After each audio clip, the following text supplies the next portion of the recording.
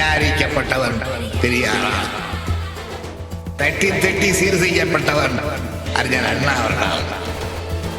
நான் மது பெற்றவன் என்னுடைய கழக கண்மணிகளால்.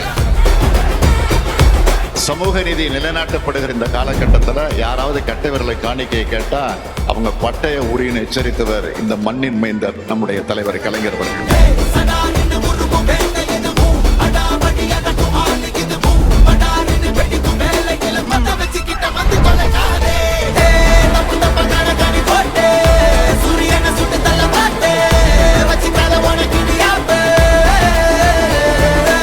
ஆண்டவன் படத்தில் அனைவரும் சமம் என அவன் உயர் ஜாதிக்கு மட்டும் தங்கத்தால் மூளை செய்து தலைக்குள்ளே வைத்தானா? மற்ற ஜாதிக்கெல்லாம் மண்டைக்குள் இருப்பதென்ன? களிமண்ணா, சுண்ணாம்பா?